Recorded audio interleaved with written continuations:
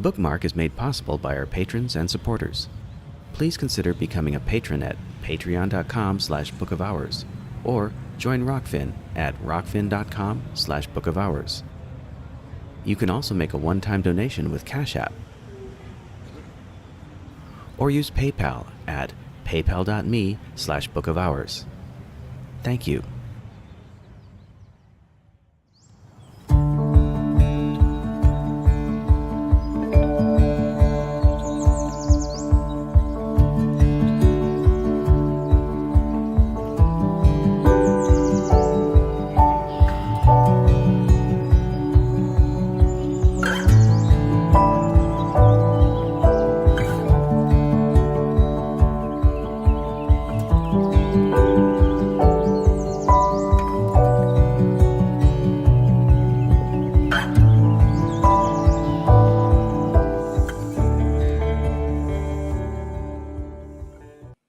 Hey everyone. Hi everybody. Happy holidays. Happy holidays. Happy end of the Oh, did you want to go live on 2022. Rockfin? We are. Oh, we are. okay. And speaking of which, hi Rockfin. Hi Rockfin. Thank you for joining us today. And Yeah. everybody, I'm going to make sure that we are That we're on there. that we're live on YouTube and that everything is good to go. Yeah. So looks like we're good. Yeah. We actually launched on time today. We launched on time. Very few technical difficulties. Yeah. And I appreciate that. Yeah. Very much. I'm sorry, we don't have a secretary, so I have to do all of the. Yeah, we don't have a producer other than ourselves. I always say secretary because I think it's funny. It's funny. Yeah. Somebody else said it once. Yeah. Well, like. Dark Horse, they make their son, they've impressed their son into taking care of the video and the technical stuff they don't understand anyway. Right. Yeah. It's really funny. And then others obviously have their own people, but we don't have our own people. We have ourselves, and we have you, our audience. Thank you for joining us on this last bookmark of the year 2022. It's been a weird year, just like, well, I mean, that's kind of a cliche anymore. It's like, it's been a weird last 2-3 years, right? And it's going to just keep getting weirder. It's just going to keep getting weirder and weirder. Yeah. More and more intense, for sure. We wanted to start out with just kind of a quick review, and we're going to review the whole year anyway, but like a quick review of, what's been going on. But I'd like to start out with our works. For those of you who don't know our work as Book of Hours, we produce a lot of different variety of videos and content. Last year we were doing a show called Pull Quote, and we also do Bookmark, as you know, because you're watching it right now. But we also produce what we call video essays and video sketchbooks. And video essays are longer form. Video sketchbooks are shorter. Last year, we re-released a video called Resetting Christmas, but we named it Resetting Christmas 2021. And it's about the effects of the COVID narrative on the holidays and where the Christmas holidays came from in the first place. And then we did a big review of Power of the Dog. That's just about an hour long. And that was did that win the Academy Award? It was up for nomination. I don't think it did, actually. Yeah, I think it was up for nomination. It was really good. And you can see it on Netflix. It's a really good movie. We both really were impressed by that. Yeah. And we did a review of it. So here's some of our pull quotes. We interviewed two friends of ours, Paul Kudnick and Dave Amos. Yeah. From South Essex. Right. I couldn't read. Yeah. Because it's So Amos. And then Ragnar Bolin, who's from San Francisco, he moved back to Sweden. Yep. He was the maestro. Yes, and he was the maestro of the chorus in the opera. Hey, you guys, let us know if you can hear us okay. Please let us know if you can see us okay, if our audios and our videos and our visuals are good. Please let us know. We wanted to, start out by letting you know who we were, because we know that we have a lot of new people joining us today based on some terrible news that we all received this week. Right. So what we wanted to do was make sure you guys knew who we were Mhm. and what sort of where we fit into this whole digital experience. And we Right. make video essays, and we brought on some friends like our friend Lynn Taylor, our Mhm. friend Helen Helen Boyinski. Boyniski, and of course Dr. Larry Pilevsky. We've had a conversation with him. That was a lot So of fun. there have been many people that we have brought on board to speak in the COVID situation. Yeah. We've kind of moved away from that. Right now, I'm doing a serious deep dive into the suspension of the Constitution and how we are living under dictate right now under the Health and Human Services Secretary. He's basically has the last say in how our lives function and operate. So that's a deep dive. And this is going to be probably about an hour and a half long video essay. I wrote the 14-page script. I'm on page 9 right now. I will have it done before the end of the year. For the patrons and the Rockfin subscribers and those of you who do donate, I promise you we will have it for you by the end of the year. It will be exclusive to you first, and then we'll release it to the public. Yeah. You know, It's really good not so long far. after. You know, and and it's not pretty. Like yeah. we're not in a good place right now. The United States is basically under siege. Yeah. So So to transition a little bit back to what we've been doing, something that we kind of stopped for a short time just to kind of take a break, allowed Julie to do her video that she's working on right now and deal with the holidays and all that. We've been producing an audio podcast called Footnote, and you can see it on Rockfin. You can also see it. We're releasing it, I guess, on our website. I forget where else they can see it. We're eventually going to start promoting it out to the aggregators and the places where you can pick up audio podcasts. But for now, it's a premium on Rockfin, and that's rockfin.com/book of hours. We also, the most recent video essay that we produced is called The Reason Redux. And if you notice here, I had a video called The Reason that we released earlier in 2022. And then as we learned things throughout the year, I realized that there was definitely an update that needed to be done. And it's actually available for free here. The Reason Redux, we had 2 versions, and one of them is premium.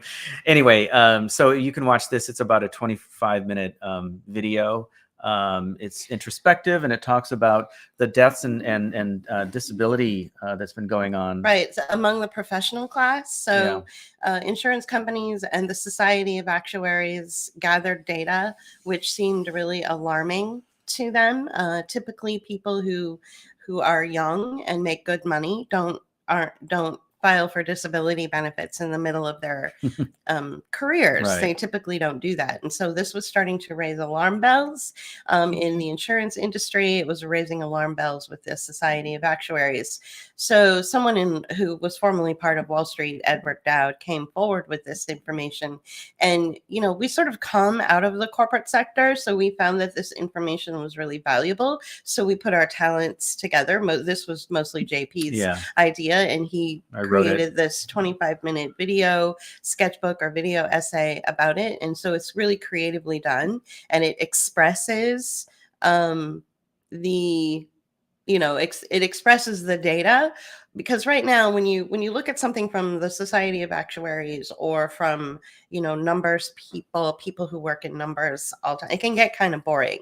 So JP is a designer, so he was able to compile this information and turn it into something that seemed to catch people's eye a little bit more. And we got some good feedback on it. Yeah, we got great feedback. One last thing, Julie has been doing a lot of audio podcasting and putting them out, starting with, I guess it's on Facebook, and then you release them. And so you can see them here. They have the Book of Hours jellyfish covered, here. And so have a look at those. They're available. Strictly audio. Yeah, they're strictly audio. And I seriously haven't updated it. Like, I've done a lot of audio since 2 then. weeks. I mean, so you can find those here on Rockfin. Are they on YouTube too? No. Okay. All right. Yeah. So you No, find them here. Usually and what I Facebook. do is just put them on my blog, the Yeah. blog. And I they're put on the blog. all of the audios that I do. I do daily audios practically, and I put them all on the blog. Right. Okay. Immediately. I download them and put them on the blog.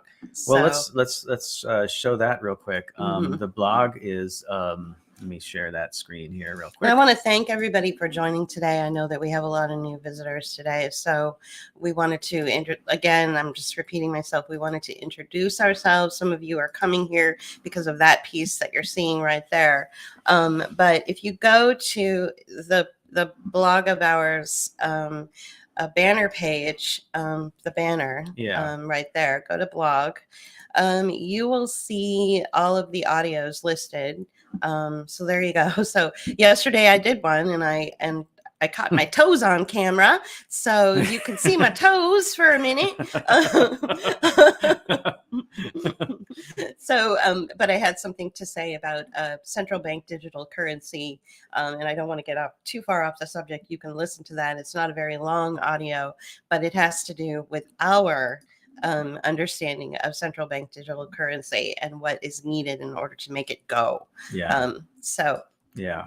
Okay. All right. So we wanted to bring all of that up, and again, welcome these newcomers. Yeah, welcome everybody. Especially we're in our holiday attire right now. JP's got his shirt, his holiday shirt on, my his holiday sweater. designery holiday sweater. So we're trying to get into the Christmas spirit. Yes, been a little difficult this year. It has been, especially with the recent news that came across everybody's feed. It's quite shocking that one of our own has recently passed. Yeah. And you have a lot of thoughts on this, so I'm going to let you roll with that. Just kind of, but you know, I'll need your support. I'll need you to interject. Me some, interject, give me some feedback here. The first thing that I want to do is read a very short statement, something that I had hoped would have come from the family or the friend of the recent individual who passed, and her name was Debbie Lusignan. I was surprised that something like this wasn't said aloud for her hundreds of thousands of fans and those people who were so affected by her life. Mm-hmm. So what I did is I just was like, well, I'm going to pretend to be them. And I'm going to write something, and then I'm going to read it to you. Just bear with me while I find it. Okay. All right, guys. Since the dreadful news of Debbie Lusignan's death earlier this week, we have seen an overwhelming expression of grief and shock throughout the world. Her valuable contribution to the world is simply unmatched, and her removal from the world is palpable to all who knew her or were affected by her. Her tireless efforts to unpack and expose the machinations of politics and culture have been seen by courts. It has changed policy and inspired current researchers who carry on her work in their own way. But most importantly, her gentle understanding of human nature and her ability to reach inside and inspire individuals to grow, change, and become more human and more free was indeed her greatest gift to us all. Those affected by her death have been doing their very best to cope, especially as the initial shock is often followed by questions surrounding her sudden death, then anger, disbelief, incomprehension, and confusion. So what I'm saying today, as your friend and comrade, I'm saying from my heart. First, I want to assure you that the extraordinary gifts that Debbie offered to the world was not a sign of mental illness. She would be enormously proud of you for questioning her mysterious death and disappearance from this world, challenging the narrative you have been fed, and your refusal to be bound as you've been scorned by those closest to her. Second, your friendship or association and the respect you have for her, or even your personal connection with her, does not make you mentally ill by proxy. You, like her, are human, and like her, are full of flaws with potential for growth. And your mind and heart are evolving into new spaces and new territories that inspire the world around you. I have been inspired by you, and she would have been inspired by you. Being exceptional and gifted does not make one mentally ill. It makes one extraordinary. And it also, unfortunately, makes one a threat to those who aren't exceptional or gifted or full of compassion for the world around them. This week, I have been attempting in my own feeble way to help people come to terms with this devastating loss, which has left an irreplaceable hole in the world. Although I wasn't as influenced by her as some of you were, it doesn't mean I didn't feel that sudden bolt of grief and shock at the announcement of her death. Debbie did not belong in a uniform, tightly bound to policy and rules and closed off walls of conformity. She belonged in front of a microphone or a camera, a powerful and motivating inspiration for change and humanitarianism to ripple across the world. If she had been allowed to live, one can only imagine what could have been possible. The ground shook beneath her feet when she stood upon it. She was such a powerful voice of reason and passion combined. And I, for one, believe there are lessons to be drawn from her life and death. And these lessons inform our future and what is to come. In closing, my only wish is that we can all be just as powerful and determined and just as unshakable as she was.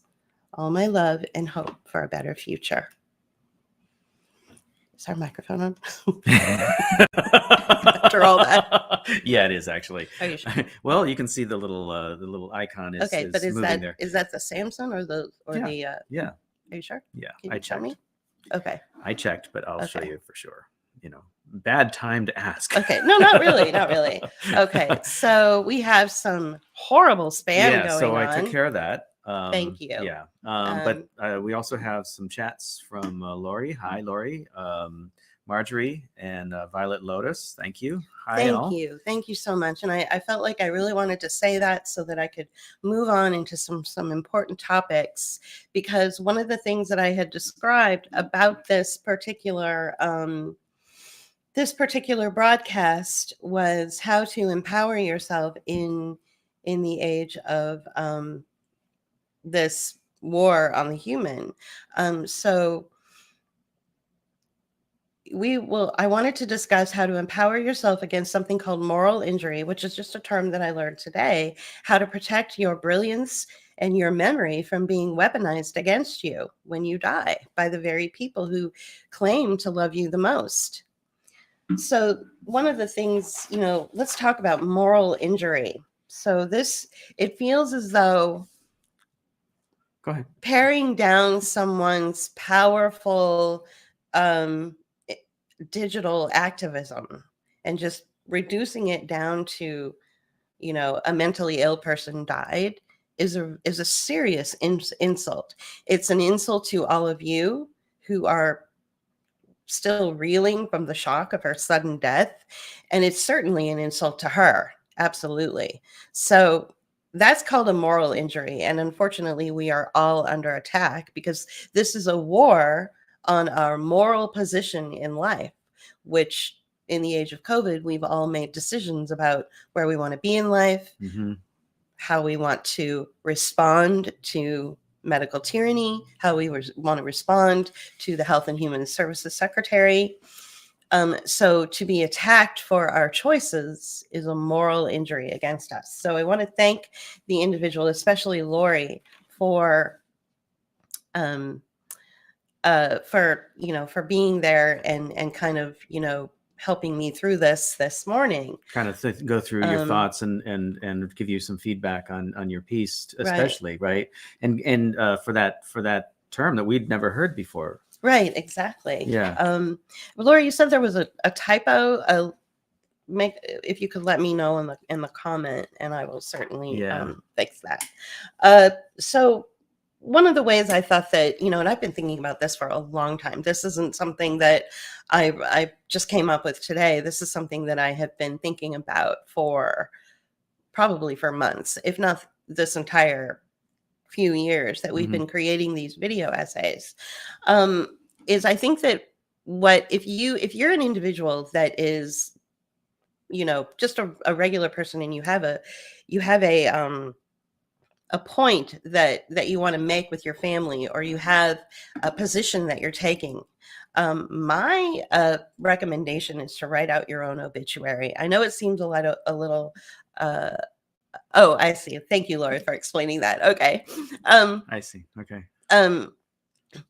My advice is to maybe write out your own obituary and sit down with your family and say, if you go to social media and you announce publicly that I have died, I would appreciate it if you would acknowledge, as my family, if you would acknowledge the work that I've done.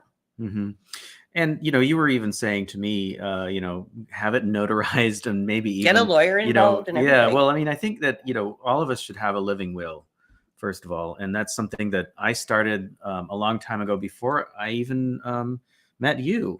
And I never finalized it, and I need to go back and redo it, especially since I live in a different state now. But, that's something we should all think about, is a living will, so that, the state cannot, meaning the government, like the state you live in, but also the state government and the national government, these things, these are legal documents that will keep your estate out of there's a word for it now, and it just escaped me. And there's no argument. There's no, the state can't come in and say, oh, well, this house that belonged to you, we're not going to give it to your family because it's gone into this, into the court system. Right.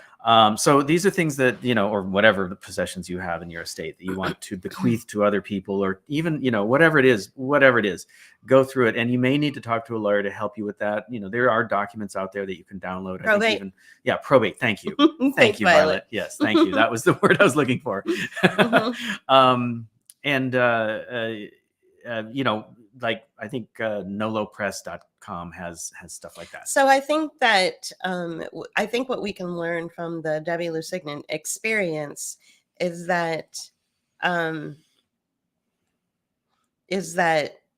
we don't want what happened to her to happen to us, especially us. I put hundreds and hundreds of hours into researching my video essays. I've got 15,000 views on communitarianism, or on our video essays. Yeah, that was one of our breakout hits. And I would absolutely hate it if my family went to social media and said, we mourn the loss of Julie because she was mentally ill. What? I mean, I was absolutely shocked when I read this language coming from, Lusignan's family. And so I want to talk about that, and how important it is that if we want to be remembered for who we are, and we want to keep that impression out there in the universe in order to inform the future, then we are going to have to double down on and hold tight to our value systems and what we've created. I can't imagine anything more offensive than, taking my video essay, or our video essay, which has, and all of the hundreds, or, the dozens, well, almost 100. Maybe we've done 100 at this point. All the video essays that we've made. I mean, they're like movies. Yeah. And can you imagine making movies only to be told this person died of mental health problems? Yeah. Well, I mean, I think that's so insulting. I think that we've experienced that on a very small micro level, in that, the last video that I was telling you about, the Reason Redux, within 24 hours, YouTube took it down. No, yeah, of with course. it, because of what was being said. And so, Rumble, it still is on Rumble, and it's still on Rockfin, fortunately. Right. But we also a couple of years ago were taken off of a platform that we actually paid a subscription for. Yeah, it was for artists and creatives. Yeah, and they attributed. See, and this kind of goes along with what you're saying. It's like they attributed something to our work that was not true. They said that we were causing harm towards teenagers, and the ideation towards suicide. So it's like we never said anything like that in any of our videos, and we didn't talk about anything that would cause a teen to want to kill themselves. Of course not. They just used they attribute it to your work because it's called gaslighting. It's gaslighting. Yeah, absolutely is. Like being told by I'll just go ahead and say it. Like when the family came out and said, you guys are attacking us, and so therefore we're going to snatch away your opportunity to get closure. That's gaslighting. That's gaslighting and abusive and authoritarian. And I'm calling it out like it is. Yeah. And I'm tired of people dancing around this subject and apologizing for authoritarians. I've had it. I've had it. I know you guys have too. Yeah, absolutely. And I think that, along those lines, we don't want to get into how she died or what happened. We don't want to do that. What we are looking at is the aftermath. The aftermath and the response to it. Yeah. All right. It's really, really, really important that we take this experience and we learn something from it without getting too bogged down in sentimentality, without getting too bogged down in our emotions. All right. You have to understand that what just happened is an incredible indictment against like a bigger system-wide, and it has to do with Health and Human Services. All right. What just happened should inform you very clearly about what we're dealing with. Okay. So the first thing I want to do is talk about when you're on social media and someone is influencing you, you have to understand that social media is now, in terms of where we are in the world, given the fact that Health and Human Services Secretary Javier Becerra is now basically he's the new Hitler. He's literally the new dictator. Literally, he's a dictator. It doesn't matter what label, he's a dictator. Right. I'm not being hyperbolic. I'm telling you that there is language inserted into the Public Health Services Act that has given him full-on control over how our population operates. Health and Human Services dictates everything. Okay, so every little foot soldier for Health and Human Services, like your Health and Human Services local Department of Health secretary for your state or for your county, and everybody who's involved in Health and Human Services in general is following the orders directly from, at this point, Javier Becerra, who is the Secretary of Health and Human Services. He is literally, I don't even know how I can say this. He is literally telling, 332 million people, individuals who have individual needs, individual health needs, physical health needs, and individual mental health needs. He is literally dictating just a generic, what's the word when doctors give you a diagnosis? Yeah. A generic diagnosis for the entire country. All right. So this is really, really dangerous and wrong on every level. So what you need to do when you're on social media is expect that there will be people who will, hi, Sean, thank you, is that there will be people who will represent Health and Human Services. And so there's something you need to do is understand that we're in a war, and part of these little battles that happen within the war, and we just lost a battle with Lusignan. You understand that, right? Yeah. We just lost a battle. The low-level hyper-tactical is taking over your ability to be enlightened and be informed and to be human. So it's called low-level hyper-tactical maneuverings. All right. So social media is all about tactical. It's all about attack, attack, attack, and then retreat, retreat, retreat, and then attack, attack, attack, and then retreat, retreat, retreat. Yeah. And then you've got your minions in there who are low level intellect, but high level emotion. It's really important that you understand. I think, you know, this is baked into the systems that make up social media in the first place, right? But I also want to address that, you know, there are bots that are also, you know, responsible for amping that kind of language and tactics as well. So you will get bots and operatives who seem like bots who will go into you know, cause problems, right? You know, and we see this, you know, we see this in real life too, in like situations like, you know, protests or in you know, whatever the case may be, like protests or celebrations or whatever, and it's something that the state or, you know, the authorities don't want to happen, or they want to mess it up, so they'll send in people, operatives, to cause problems and make it look like it's a violent activity or violent, you know, protest, when it really isn't. And so, you know, these things are going on. What we see in actions and in the playbooks, Julie and I always talk about the playbooks, right? They use the same playbook all the time, and it's always the same tactics all the time. It's just they use them in different ways, and they use them against people to basically kind of hurt themselves in a lot of ways. Right. One of the things, so with that in mind, with everything you said, is when you're reading something on social media, is this intellectually honest, or has this taken over my emotions? Is this intellectually honest? Was it an appropriate response to say that a woman who had done years and years of research and went into deep dives of understanding the machinations of politics and exposing the corruption and the fraud, especially that took place in 2016, was it intellectually honest to say upon her death, she liked to collect ornaments? Right. It reduced her life down to like the most banal and she liked to go antiquing. Right.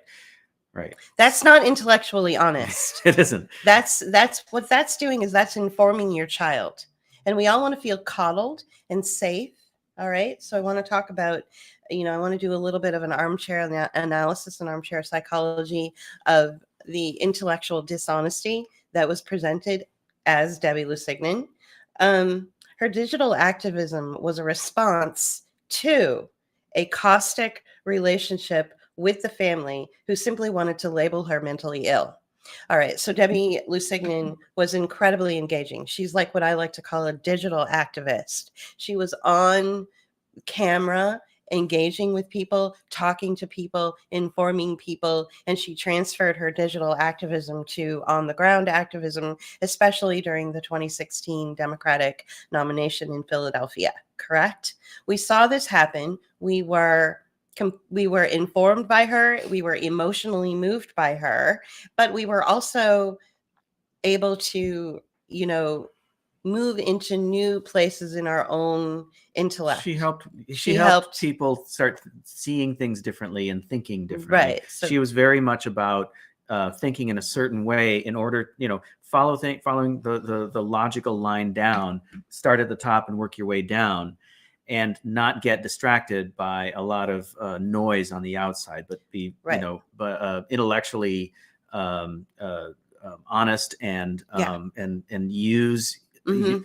Here's the other thing that I want to say about her is she emphasized logic, but she also was very intuitive. Right. Okay. And I don't think she gave enough credit to her own intuitive nature, because I believe that she thought in a way that not many people can, and that is the linear thinking. Right. Where you can think from the top and the bottom and the side, and you're looking at things from all places, and you have the ability to synthesize that and put it into something very salient and understandable.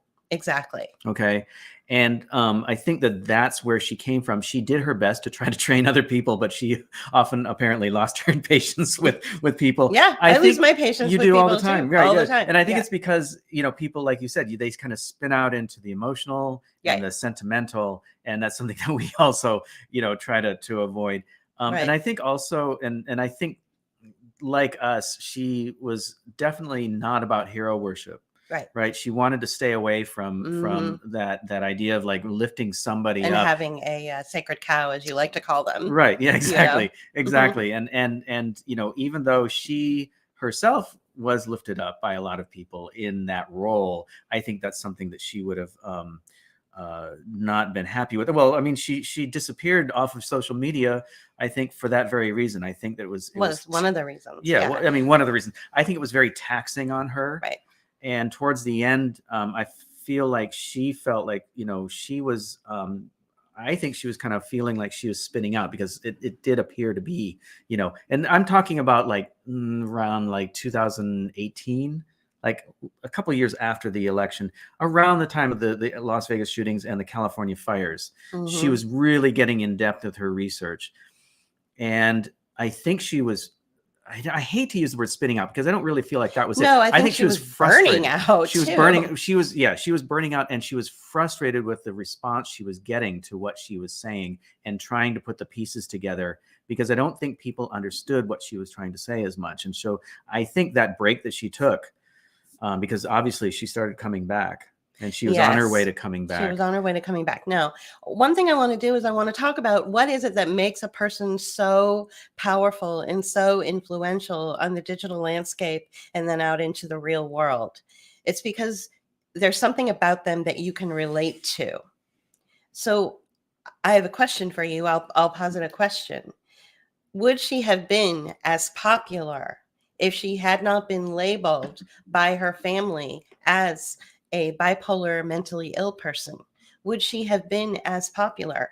I personally believe that her passion and dedication to exposing the truth and being and passionately, you know, pulling people into her, you know, into her world and being lifted up by them was because she was looking for some sort of validation or confirmation of who she was, because she wasn't finding it at home. Yeah. I don't think she would have been as popular had the family seen her extraordinary intellect and her extraordinary intuition and all of her talents and said, we recognize your talents, we recognize your intellect, we recognize that what you have is something very valuable and very rare. Let us work with you to lift that up. Instead, the family said, oh, you're just mentally ill. So she went and sought validation elsewhere. Right. Or just discarded, what she did. Just ignored her, just ghosted it, didn't even acknowledge it, nothing. And, to that end, I mean, that's an indictment on them. Right, exactly. And to that point, I mean, we both have experienced that very thing ourselves. And it's the kind of thing that motivates you to do even more. Exactly. So I feel like her passion was driven by that. And I just want to mention, along the lines of what you're saying, is that we one time watched a video of her, and I think it was around the holiday time. Oh, right. Yeah. And it was around holiday. Yeah. And she was with her mom. And nothing. And you all have seen it, I'm sure. I'm sure you have. And nothing was said. Now, those the two of us, we've experienced the life of the scapegoat. So we know we started seeing what was going on without anything being said. Her mother did not say anything bad to Debbie, like, oh, you shouldn't do that, or, stop doing that, or, there was no corrections, there was no anything like that. However, in the body language and in just the general attitude, we could tell that there was some weirdness there. Yeah, and that she was not respected at all by her mother, especially. Yeah. So you can imagine, and we just saw that in the interactions, right? I mean, it was very obvious when it's on video, us, right? Anyway, yeah. So you can imagine that same level of contempt for her and disrespect for her, was probably within the family as well, within the rest of the family, not just between her and her mother. So, if the family had been more supportive, would she have been as popular? I don't know. You know, and she may have had more of a conventional political career or activist career, Exactly. but not as bright and shining Right. in the way that she approached things. Exactly. Yeah, agreed.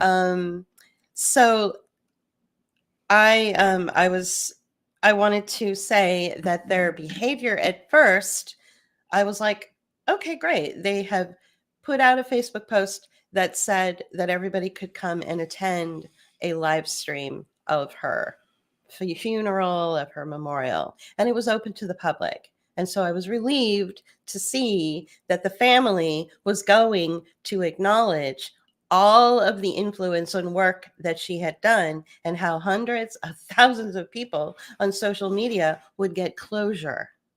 I was happy to see that people were going to get closure. And then the family turned around and snatched it away. And I was like, okay, what's going on? And then what came after was a militaristic, precise attack against the people.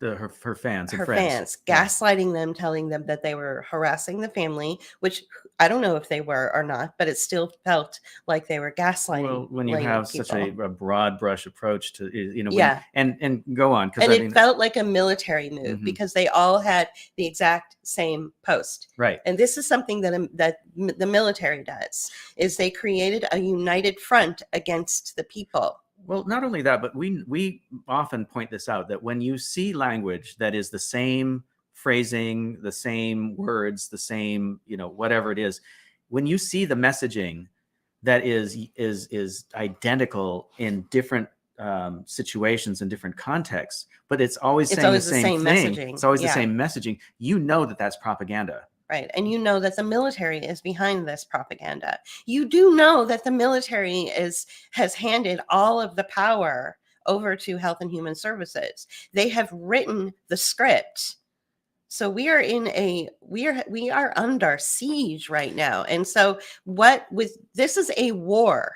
And this issue with Debbie, this story of Debbie Lusignan dying, and then the response thereafter is a battle that has been lost, but not quite, because we're here to make sure that people are informed about what's going on. So I think, go on. Well, I was going to say, regarding the military, the Department of Defense and the Health and Human Services, the best way to look at it is this: that Health and Human Services have become the agents of the military's power domestically. Right. So the Department of Defense is still in charge. They're still dictating these policies and these strategies and tactics to other agents, but the Health and Human Services is out there front and center. They are the main agent for dictating or for wow, my brain today. No, you're fine. You're fine. But for putting out the power, or representing that power. Sure. Okay. So there's a better word than that. Yeah. Of the department. So we've got, the Department of Defense, and now HHS are serving the power, whatever. Are the foot soldiers for the Department of Defense, and then you've got all the little foot soldiers beneath them as well. So we're under attack. All right. And this was a battle. So the response from the family made me take a huge step back and go, this feels like a military operation. I'm sorry, guys. It felt like a military operation. I'm not typically an emotional person. I don't really fall for sentimentality. So I look at everything through the lens of war. And I don't even believe that soldiers are great, because they follow the orders of the state, and the state is out to kill us. I'm looking for warriors. I'm looking to be a warrior, and warriors are very analytical. So it felt like a military operation at that point. And I was thinking to myself, this is definitely informing us about what is to come, and what is to come and how we will be treated. I think Lori is saying something really interesting here. Mhm. I think her sister got approached and was told to keep her under wraps. It may have appealed to her competition with Debbie. Exactly. And she may Mhm. have been in charge of Debbie's meds. Mhm. Right. So Yeah, I was thinking that maybe her sister, who is entrenched and has made a career in the mental health industry. She ran the greater Chicago area Compass Health. She has founded a mental health facility, working with couples, I guess, couples therapy. So Debbie wanted closeness and may have been pressured to defer to her sister.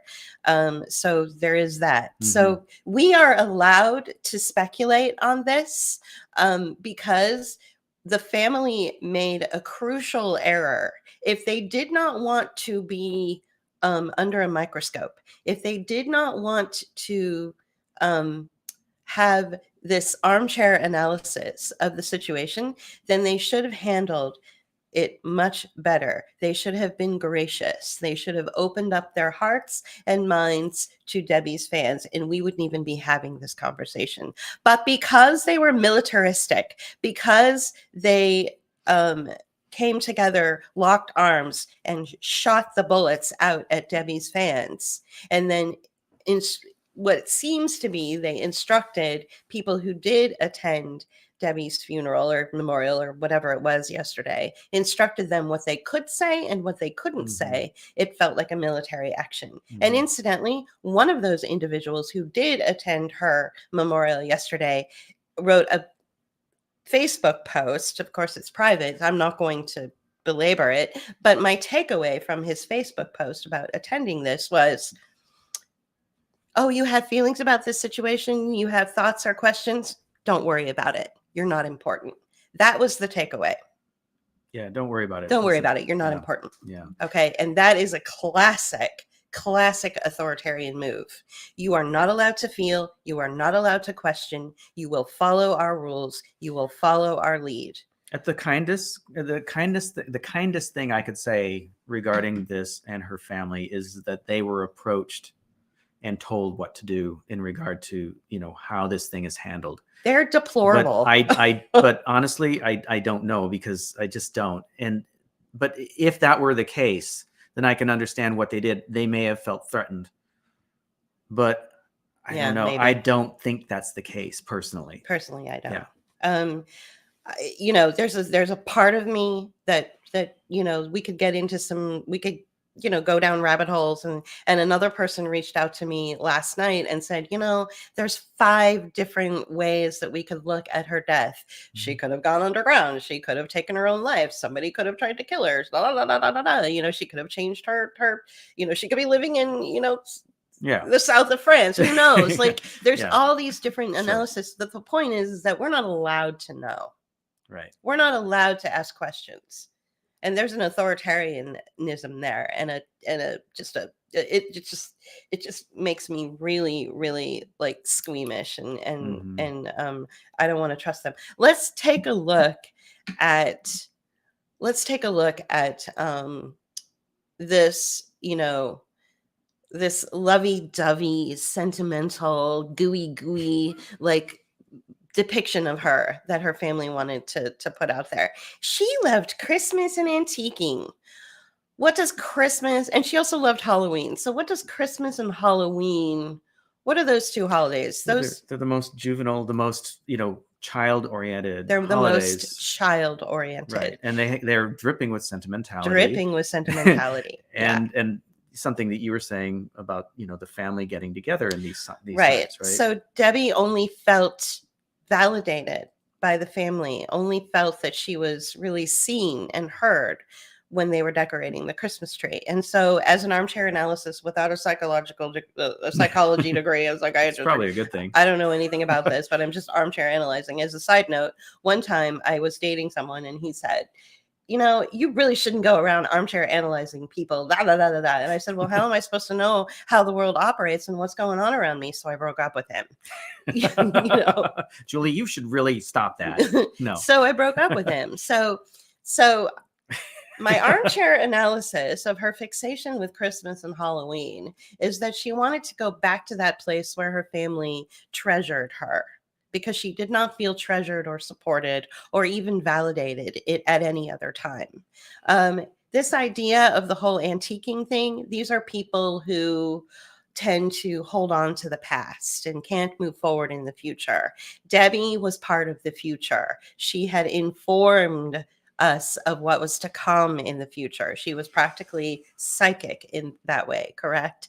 So very powerfully informing us of the future, of what modern civilization in the United States was to hold for us. And so this idea of reducing it down to antiquing and saying, oh, no, we just like to live in the past. Right. That, antiquing to me represents the past. It's fine if you like old antiques and stuff. I get it. I'm sure there's a symbol. There's a symbolism going on. Right. There, so there's a psychological symbolism that's Yeah. attached to it. And, a Right. lot of people might be offended by this and say, how dare you armchair analyze the situation? But I feel like that needs to be picked at a little bit. Like Mhm. we need to unpack it a little bit. Real quick, Robert, you said something about pagan holidays. What I'd ask you to do, Robert, is go back and watch our video. What is it called? Resetting Christmas. Resetting Christmas You don't even 2021. remember. I'm like, yeah, this is Resetting Christmas 2021, because we talk about the origins of contemporary Christmas holidays and how it's basically Capitalism. It's capitalism, and it's a manufactured holiday that came about through manipulating our behavior. And this manipulation of behavior has been going on for 500 years or more, probably earlier, going back to the church. But in modern senses, it's about that manipulation of behavior, how the ruling class want the rest of us to behave, and how we behaved in the past, and how they wanted to change that so that it didn't really affect them in negative ways. So, and basically bringing that forward into the modern age of the current situation with the COVID, from the age of COVID for the last 2 years, and how, again, it was a manipulation of our behavior that was basically going on. So have a look at that. It does relate to past celebrations of the winter holidays, and bringing it forward into the modern age. So, right. Yeah. So when you're at war, the last thing you want to do is live in a place of constant joy and feeling good all the time. This is war, and unfortunately, war is not joyful.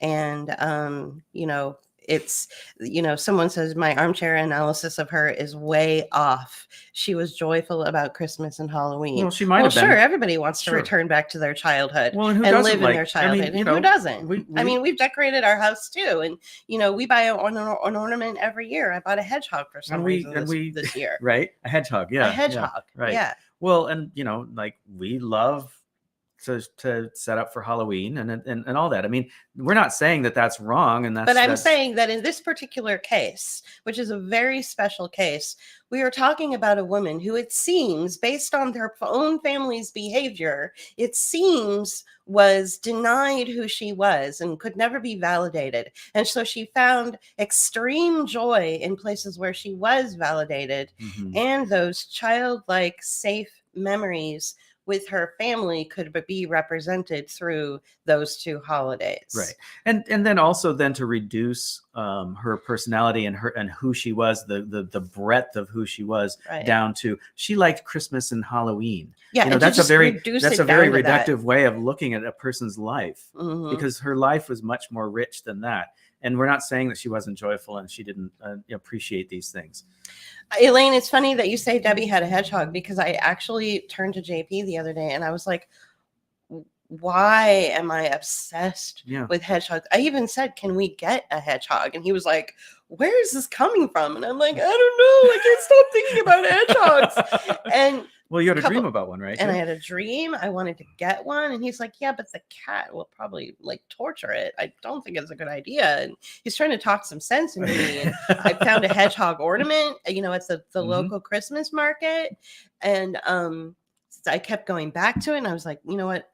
I have to buy it. It was Right. like, it was like, it's a beautiful. Yeah, it's little, made in Europe, made in Czechoslovakia or Made in something. Yeah, Czechoslovakia. one of those glass, Yeah, blown it's glass a ones. Yeah. beautiful hedgehog and ornament, and it's hanging kind of in our archway. And so then I find out days later, Yeah, not much longer after that she had passed. Yeah. So maybe it was somehow her Something going on. spirit was affecting me somehow. Mhm. So I Yeah. do pay attention to stuff like that. I don't want people to think that I'm a complete hard ass and, not paying attention to the little good things in life, but I do know that we're at war. Yeah. Well, And, like her, we are very intuitive and we work in that space, or we live in that space. I know I do. And even though I work in a very sort of technical world in my own my career work, I live in the world of intuition, and I rely on that heavily in how I do my work. And it's how we produce the videos that we produce, and it's how we look at analyzing actions and behaviors and what's going on right now. This is how we've been able to interpret the age of COVID. And let me just say too that for those of you who are fans of sane progressive Debbie and the work she did, we were too. I mean, we started Book of Hours as an art platform. We were going to do installation work and other kinds of things that morphed into other into video work, where we started producing the beginnings of our video essays. But we were watching her and we're like, well, maybe we should do that too. And so we started doing. Very inspiring. Yeah, and so we started doing the kind of program that you're watching now in very poor. Starting out, everybody starts out and they're kind of odd and it's hard and not saying that we're real pros now, but we're far better than we used to be through practice and continuing to do it. And it was her, I think, as one of the main inspirations for us starting in that aspect of what we do now in the media that we put out. There's other people who inspired our video essays, but that's another story. Right. Marcia brings up a really, really, really good point. And it's something that Lori and I had talked about earlier in the chat, that if Debbie was on SSRIs, then, there's a black box warning on those things for a reason. Right, guys? I'll just leave it at that. So losing Debbie is a battle lost in this ongoing war against us. You have to think of yourself, you and I and all of us are the new Iraq. They're attacking us. And so people who you thought, maybe were your newfound allies kind of on the right side of history, they may fall away and side with the authoritarians, so that's something that, you're going to have to come to terms with. You've already lost the respect and love and friendships that you've had your entire life because you refused to capitulate to a countermeasure. I know one person in particular, you guys probably know her, Kim Carlson, who wrote something very, very short but profound. I never thought in a million years that a lifetime of friendships would simply disappear over this. And she was destroyed.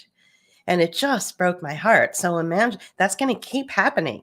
New iterations of new friends will come into your life, and you think that they will be your new allies, but then all of a sudden you'll be shocked. They may not take the countermeasure, but they're going to side with authoritarians over this mental health bullshit, this mental health stuff. And just be wary of that. This is an ongoing war, and these little battles, we have to be prepared for them. And we've been seeing and I don't know, do you want to get into this? The weaponization of mental health.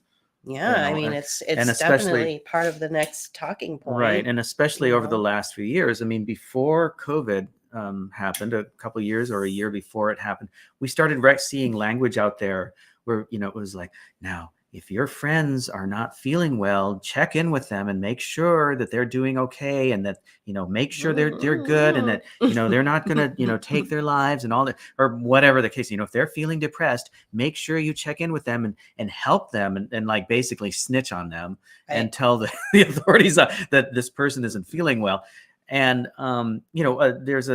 we talk about this guy now and then. He has a live stream radio show that he does, and he's the quintessential liberal, and he buys into all this crap. Yeah, and really he started using that language, and I'm like, what is up with this language? Again, it's that thing that I talked about with propaganda. You start hearing the same phrases and the same sentimentality and the same wording and messaging everywhere, and it's always it's uniform across the board.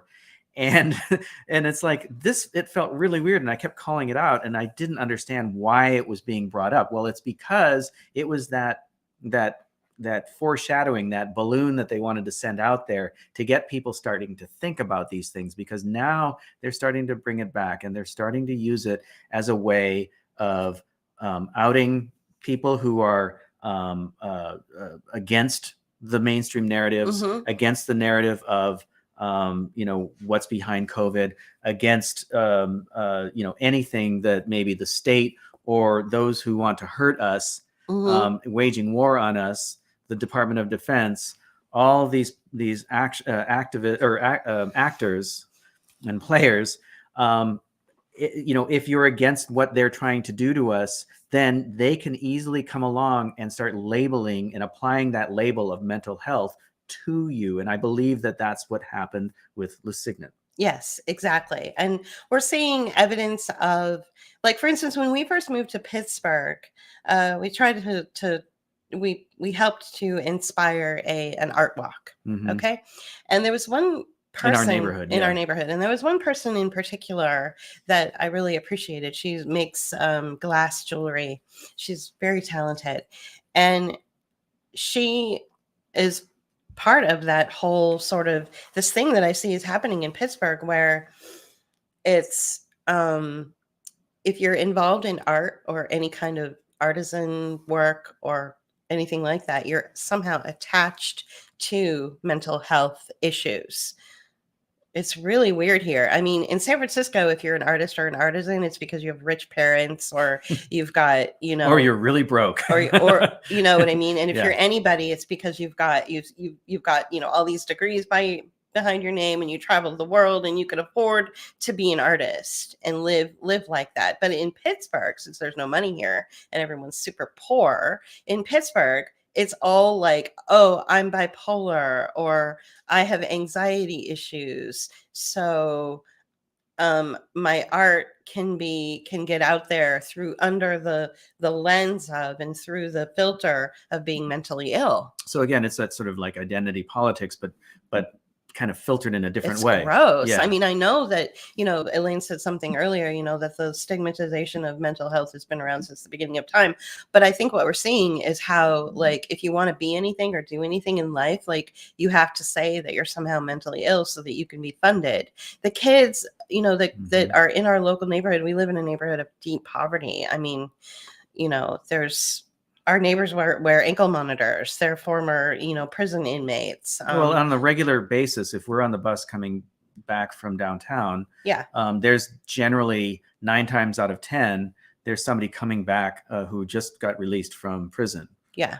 Which is close to downtown. And, right? And ironically, we feel safer here and more secure here and more free here than had we stayed in San Francisco in our very posh, very beautiful, noir apartment in the middle of Alamo Square, which is where the historic painted ladies are located. Yeah, the Victorian houses. We feel better here than we do there, believe it or not. But I guess what I'm trying to say is all the kids in this neighborhood, because it's poor, every single one of them there is a mental health diagnosis and curriculum attached to them and setting them on a pathway.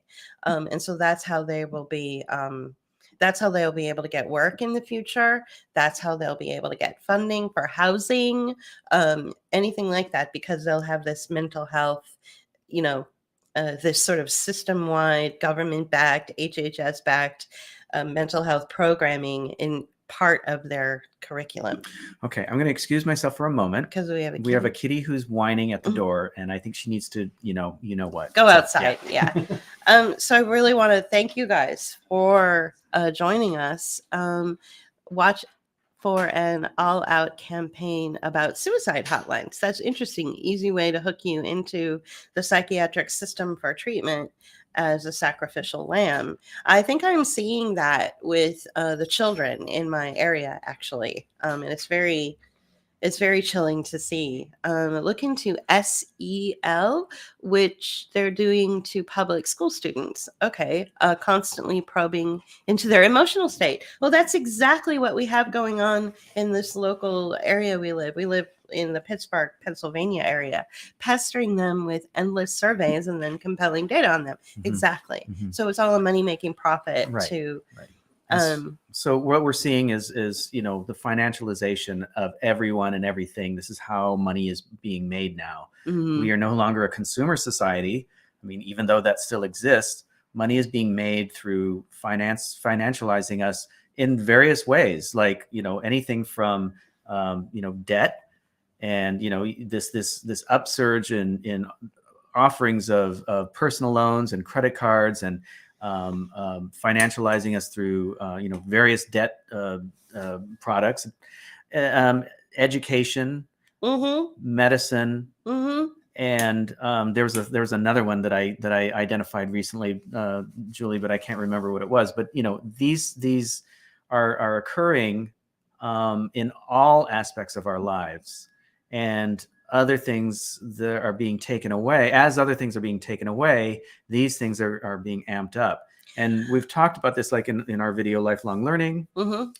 and in globotics, Mhm. and maybe a couple other ones too, communitarianism. One maybe. thing that I know that this podcast or this broadcast is actually dedicated to 2022 and all of the headlines and all the craziness that came out of 2022. So, but I know that a lot of you knew that we were going to broach the Debbie Lusignan story as well, because that too happened in 2022. But one thing that Lori does say, which I found is, it's a very simple statement: Deb was a sane heroine. What I found was really interesting is that she called herself the sane progressive, even though her family had labeled her as mentally ill, Mm-hmm. Yeah. which is another corporatized health term for saying insane. Isn't that interesting? Mm-hmm. So she was coming out there and saying, I'm sane. And her family was saying, no, you're not. Right. They wanted, another way of denigrating the breadth of who and her character and who she was. So from a broad, taking that 30,000 foot broad view of her situation, this is another aspect of war. I can easily imagine people who were in the 1940s in Europe saying things like, or the 1930s, I'm not really feeling the warm fuzzies towards how policy is being changed in our little area. And I'm going to maybe go to the town square or the town committee meetings and talk about my concerns about what I'm seeing. And then the family would turn around and say, you are acting insane. Don't go there. And then what happened? Okay, I'm talking in Europe, late 30s, early 40s. You guys make certain country. You guys make the okay. So it's the same thing, right? It's the same experience. You had somebody who was very powerful, basically standing up in the digital town square, making announcements and shaking the documents to say, look, this is wrong. And you guys need to pay attention to what's happening here. And yet the family was snatching the paper out of her hand, saying, come on, let's go antiquing, let's go celebrate Christmas, metaphorically speaking. you know what I'm exactly, saying? yeah. Like don't pay attention to that. And so that's where we are. I mean, war is war, and it doesn't change the script. I mean, it's very easy to see, to apply the past to the present. Mm-hmm.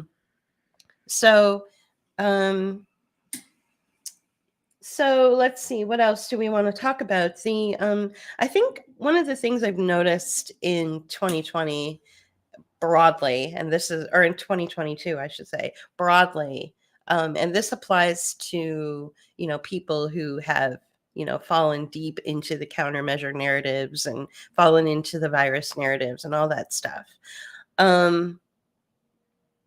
There's like and even people who aren't part of it, people who are sort of like on the right side of history, like us. Mhm.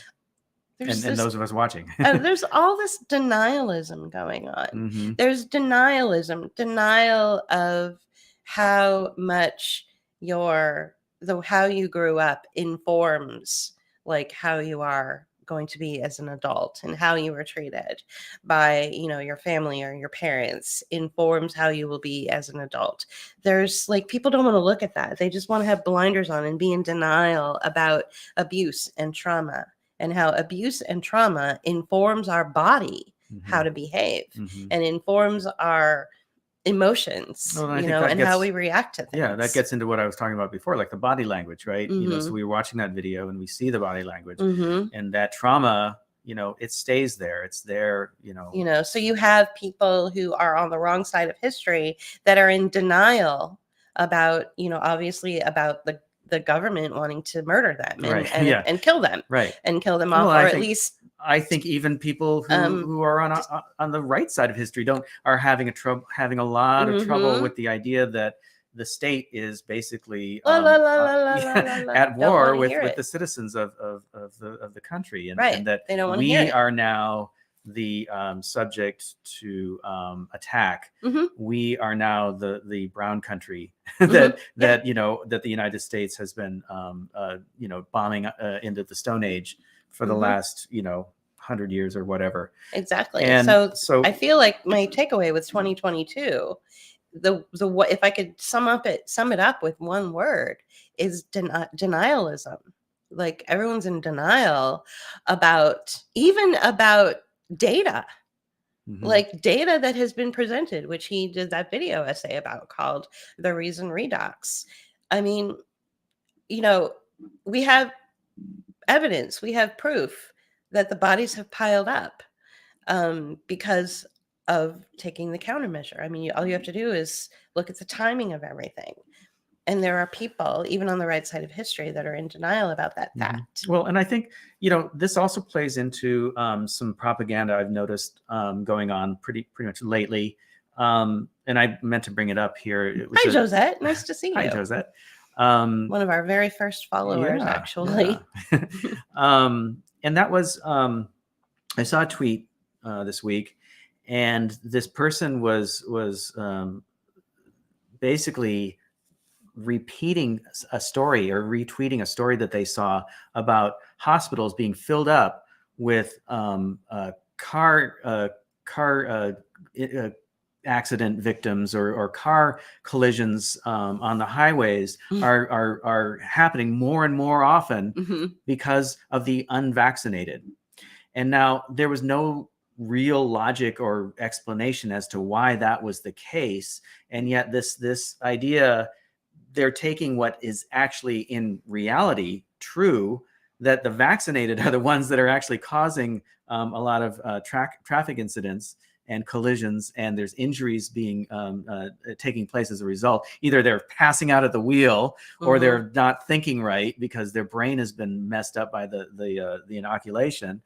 And they take a real story, they turn it around and put it out there. And the people that are so embedded in the COVID narrative accept it for what it is. And that denialism is just part and parcel of how they interact with media and stories that come across their feed. Right. Right. And it was amazing how embedded this person was and how much they believed this story to be true. Now, they could have been a bot. The thing is I saw the same story in the New York Times morning email. Okay, so that same narrative was coming across. So again, propaganda. It was coming across in another format, but it was the same narrative. The evisceration of this person on Twitter was awesome, because there were so many people like just attacking him about, like, what, are you kidding me?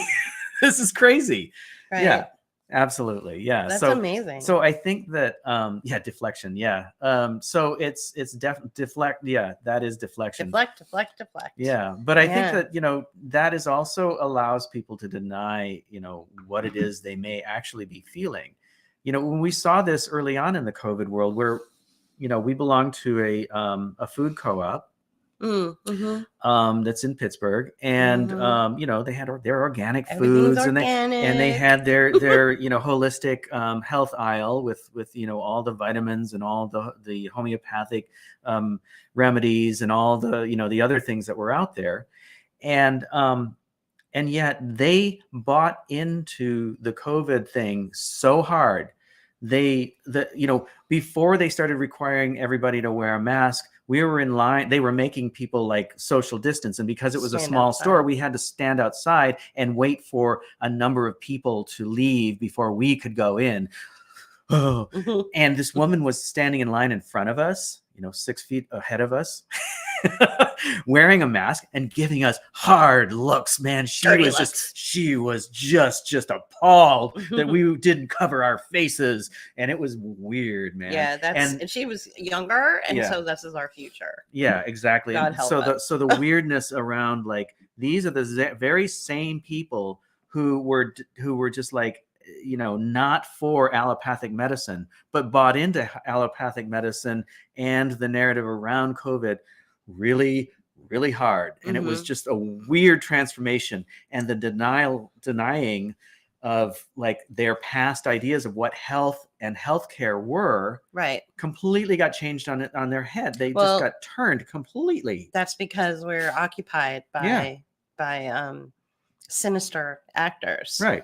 Our country's been occupied, so yeah, exactly. I mean, and the HHS secretary, again, I hate to keep driving this home, but this is what my newest video essay is about how the HHS secretary has been given all the power, not only by Congress, but by the Department of Defense. And so the Department of Defense is waging war on its own people through Health and Human Services, and not only that, giving them all the power. Right. And then the legislation that allowed for this is actually undermining, or has undermined, the Constitution, so that nobody can do anything. You can't do anything about it. They've taken any power, any entity out there, in the justice system, for instance, or anything at all, to undermine the HHS secretary's power has been rendered impotent. They've written legislation to make sure that all the power has been funneled into him. And so really bad. And so since we're kind of using Debbie as sort of like the theme of our show today, I mean, because what happened to her it informs us, guys. Yeah, it encompasses this whole thing with the age of COVID.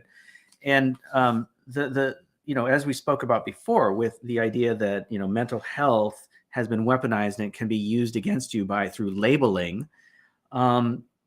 If you stand up against this action, this war against us, and you can easily, because there are no longer constitutional protections that existed before, because they've all been undermined, if you stand up against them, you can be labeled in such a way that will allow them to take you away and black site you, right? Or kill you, or whatever. And that's why it's so important. Austin Fitz has often said, "There's worse things than death." Exactly. Well, and then that's why this wonderful researcher, which I implore you to please go and take a look at her Substack page. She is not a very animated character. She is a paralegal that has spent her career looking into constitutional law, has written out some very good things that one can do to protect themselves from being black-sighted or suicided or attacked, or if you lose your job or whatever, because of what's happening with the occupation of a mental health criteria into all of our lives, promoted and pushed along by the Department of Defense. So please go to Bailiwick News, please subscribe to her Substack, and read her work. I mean, you'll be educated Mhm. about that. I think Yeah. it's really important. Yeah. One thing too that we're noticing is some backfiring. So there's a couple of things that I want to talk to about how something backfired, and one has to do with the Debbie story. So, for instance, let's take a look at a similar situation that happened in 1997. A very well loved by the entire globe humanitarian, a passionate individual who could connect with so many people, suddenly died, was snatched out of the world like that with a car accident. It was Diana, Princess of Wales. And the queen and the family said, "Oh, she was just mentally ill. Oh, just mentally ill. We just don't want to acknowledge her. She divorced Charles. We don't want to have anything to do with her. Just let's just not worry about acknowledging her death or acknowledging the grief that had, suspended everybody for such a long time." And so what was happening as a result of them refusing to acknowledge and refusing to reach out to the subjects and the citizens of the United Kingdom, instead of doing that and pulling back and saying, we're not going to fly the flag at half mast, we're not going to even acknowledge that she died, we're not going to show any remorse, we're not going to show any sorrow, and we're certainly not going to talk about her publicly and try to relate to our subjects. As a result of that behavior, they almost lost the monarchy. They almost lost their position. We don't which, have a which problem. would have been great. We don't have a problem with that. Yeah. So they almost lost the monarchy. Other countries that they were allied with started to go, what the hell are you doing? This person was part of the royal family, whether you like it or not. And she's a humanitarian. And incidentally, I do believe that Diana's reaching out to do humanitarian work and being who she was a response to being ghosted and labeled mentally ill by the royal family, just like Debbie. Okay. Yeah. So, they were both Moody Moon children. And they were both born in July, Moody Moon children. Moody Moon children born in July need to be protected and need to have their talents lifted up. And most important, they don't need love, they need respect. My father was also same birthday as JP. Yeah, same day. Yeah. Same day and date. Everything. Yeah. Same date. Not day, but same date. Yeah, I wasn't born on the same day as he. Same date. Same date. He one thing that he always said was, you don't have to love me, just respect me. July babies need to be respected. Cancers, respect them. Respect them first and foremost. So anyway, the family disrespected her. They wanted to label her as mentally ill. I'm talking about the royal family. Deny. The citizens and the subjects of the United Kingdom started to bubble up and get angry and shake their fist. And it wasn't until an impartial individual came to the Queen and said, you better do something, or else they're going to start breaking windows. If you don't acknowledge and show your care for all of your humanitarian work, but her humanitarian work was just so shallow and dirty. And I don't care, Queenie. Do it anyway. I don't care if it makes you, feel uncomfortable. I don't care if you have to put aside your pride. You better do it because you're about ready to lose the monarchy. We've already got other countries that are allied with us that are coming to me, the prime minister, an impartial individual who doesn't really know Diana. Because if you remember, Tony Blair was brand new in his position at that time. He had just started. He was still wet behind the ears. He didn't know what was going on. He didn't know really that much about Diana, But he probably knew what the headlines were saying, right? But what he saw happening to the country and the world as a result of the Queen denying her and holding fast to the label of her as being mentally ill and just looking for attention, what he saw was happening as a result of the royal family's attitude was the destruction of the country that he had just been placed to manage. He was like the manager of the country. It's like being brought into a new office and the workers are rallying and holding torches and about ready to, bust the computers and set the place on fire. So he was like, whoa, let's try to fix this. And so what he did was brilliant. He said, you're going to have to do something. You're going to have to reach the people. They are going to have to share your mourning. Don't just say, you people over there, you go mourn by yourself and we'll just do something private over here. Go away, you dirty subjects, while we go over here and have our mourning. No, you have to embrace the people. Well, if they were even mourning in the first place, I don't think they were. No, I they don't think that weren't. was The going children on. were. They did it for the boys' benefit. Yeah, But the point is that the finally the Queen came out and gave a 3.5-minute speech that was very lovely and very endearing. And whether she meant it or not, she literally saved the monarchy with that speech. It turned around. The subjects settled down. They stopped threatening to break the windows. They started to fall in love with the royal family again. Countries started to soften. Like things started to go back to normal. And she didn't just do it. And here's another, you have to pay attention to media. You have to pay attention to the image. She didn't do it from the comfort of her desk in the palace. She did it with the hordes of people behind her making noise. So here's the Queen having a 3.5 minutes speech that we were all watching with hordes of people, singing songs about Diana, talking to each other, having a party or grieving, and it was just this clatter of noise and cacophony of noise all around her. So that showed me that, it's really important to pay attention to and be responsible for somebody's influence out there. So had the Lusignan family done what the Queen did and it been informed properly, that we wouldn't even be having this conversation. In fact, I would even go so far as to say, with their love of, the corporate mental health, modern way of just labeling people, you might even have people who are criticizing the way the mental health industry works. You might even have people coming on board and saying, that was a really nice thing that they did, letting us all be part of the funeral. Yeah, you know what? I think I'll go ahead and take that depression medication. You know what I'm saying? It kind of backfired on them. Instead, what you have are people going even further away from allopathic. So you get that because of the authoritarianism, they basically pushed people away even more. So when you say you cannot have that, you can't be a part of our grief. People naturally push Mm-hmm. back. People naturally push back, and they react to that and even and again, coming back to the idea that they originally set it up so that people could get into that Zoom call and watch that thing online.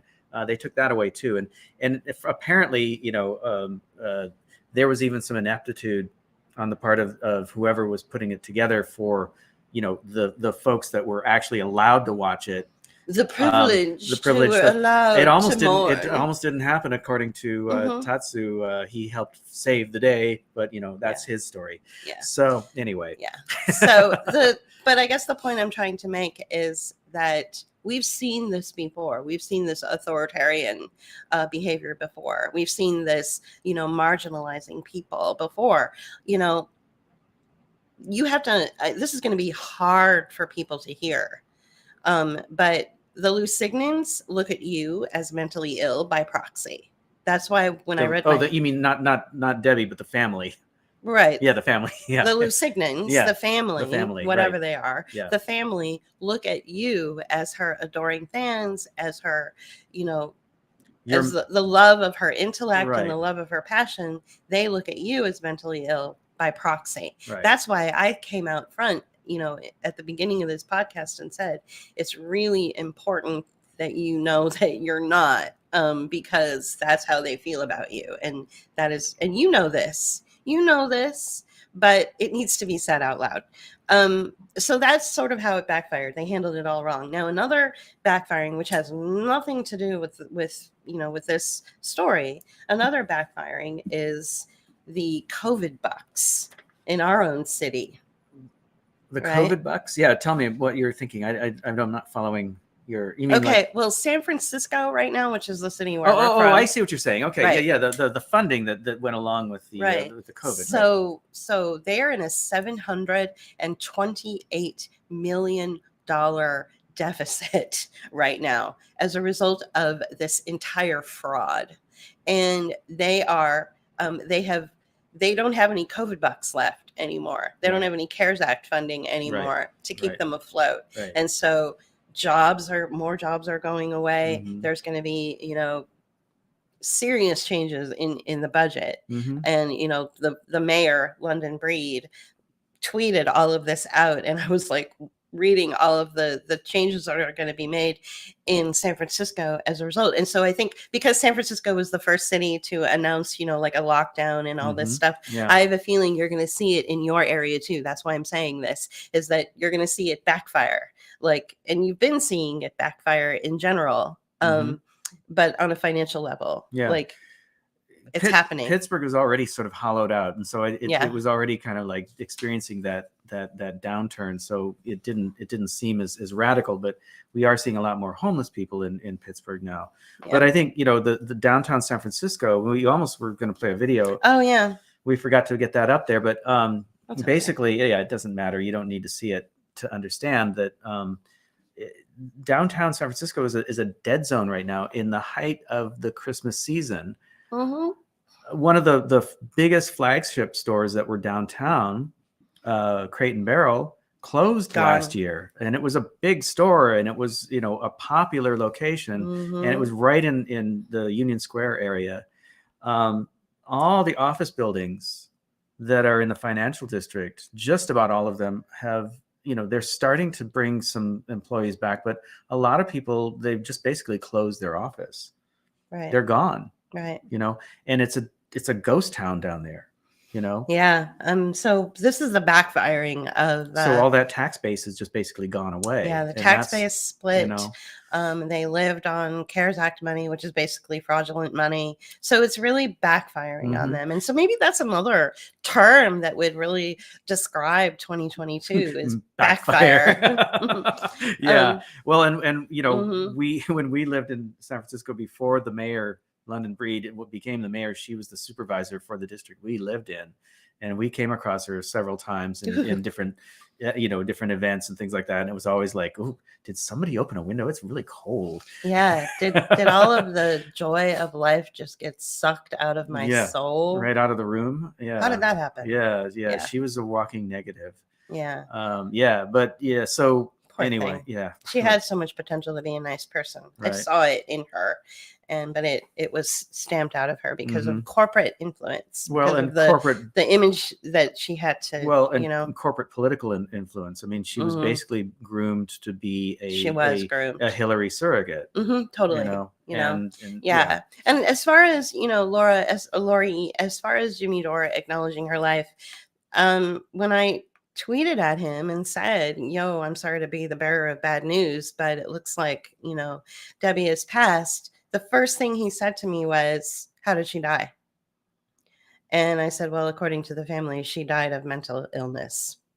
High roll. I'm not sure how you die of mental illness. I don't know how that is either. So, and somebody mentioned earlier, not cancer. Somebody mentioned in the comments earlier, it would be, what we want is to find out, what actually happened, and we will never find that out. And I'm just paraphrasing. I didn't get the exact, but the point that I think they were making is that, this is what we deserve and what we want, but we'll never see it. And so that's another term that would describe 2022 is also this what is it when you're just like denied? So not denialism, like you're in denial about what's really going on, which I think kind of describes 2022, but also that you're denied information. And this goes along with the video essay I'm doing, which basically the Department of Defense has written contracts with pharmaceutical companies, vaccine makers, Health and Human Services, all of the subcontractors, all of the defense contractors, and basically written in and redacted information. So basically we're living in a world of blank and redacted. So you'll never know. You'll never know what's in the vaccines or the countermeasures. You'll never ever know what's in them. And you'll never ever know why people died. And you'll never ever know what happened to Lusignan. Which is the subject of my video, the reason redux. Mm-hmm. Right? Access denied. Exactly, Denise. Yeah. Access denied. Confidential. None of your business. Redact. Mm-hmm. It's the same thing. Like when the dude who went to Lusignan's funeral yesterday, his Facebook post was basically nothing more than just like, you don't deserve the truth. You don't deserve to know anything. Deal with that, accept it, and move on. I mean, he's an authoritarian, so of course he's going to side with the authoritarians. I mean, so this is where authoritarians of a feather flock together. And so this is where my criticism of Lusignan's inability to filter people. Right, because he was a friend. He was a so-called friend. I mean, he was. They figured he was close enough that he could be invited to the, closed down funeral, which was once public, but then they closed it down because they're authoritarians. He went there. And I have never liked this guy. Ever. Yeah, me either. He is smug. He is privileged. He sides with authoritarianism. I don't like him. And he's the complete and total opposite of Debbie, who likes to get her feet dirty in a garden and dance in front of a camera. And he's a corporate button-down type. He is what's wrong with the world. He has no discerning personality. He is a sociopath and creates a personality online in order for people to like him. And, even though I did write a little bit of something about it in the blog, I wanted to show, that this is what he wrote prior to going to the funeral, in the blog post I read, which is why many of you are here today.